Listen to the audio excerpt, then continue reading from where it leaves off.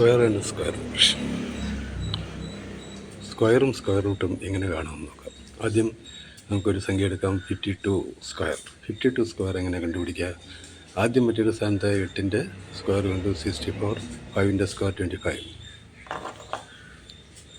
5ൻ്റെ square 25 എഴുതി.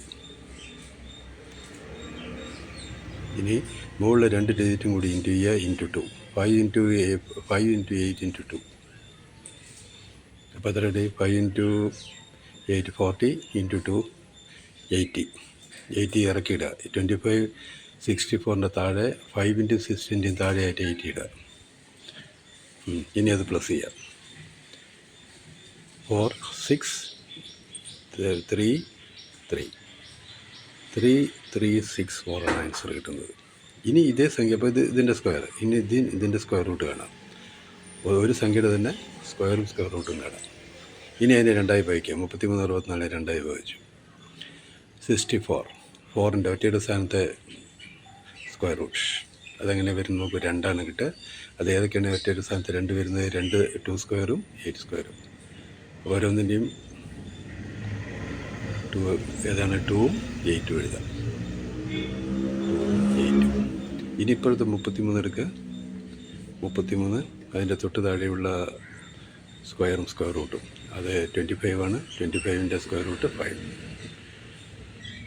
ഇനി 5ൻ്റെ തൊട്ടടുത്തൊരു സംഖ്യ 6 ഇൻറ്റു 5 ഇൻറ്റു 6 30.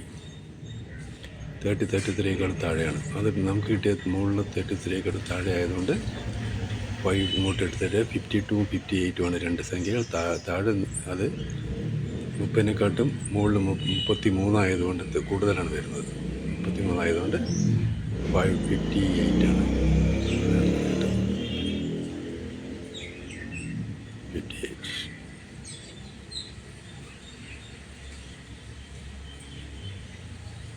ഇനി രണ്ട് സംഖ്യകളിലെ ഇനി അടുത്ത സംഖ്യ സ്ക്വയർ റൂട്ട് എങ്ങനെ കാണുമ്പോൾ 40 96. അതിൻ്റെ 64 ആണ് കിട്ടുന്നത്. ആദ്യത്തെ രണ്ടായി ഭാഗിക്കുക. 6ൻ്റെ നോക്കി 6ൻ്റെ 2 വരുന്നത്. 4ഉം 6ഉം.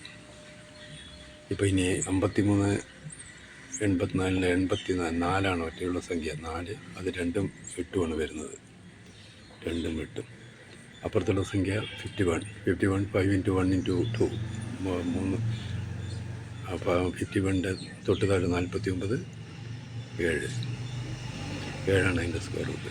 7 ഇൻറ്റു അടുത്ത സംഖ്യ 8 56. 51നെക്കാട്ടും കൂടുതലാണ്. അപ്പോൾ 51 56 കുറവാണ്. അപ്പോൾ 72 ആണ് ആൻസർ കിട്ടുക. 72 78 രണ്ട് സംഖ്യകൾ കിട്ടും. അതിൻ്റെ 72 ചെറിയ സംഖ്യ എഴുതാം. അത് കറക്റ്റ്. 72. മുകളിലുള്ളത് 66 ആണ് കിട്ടുക.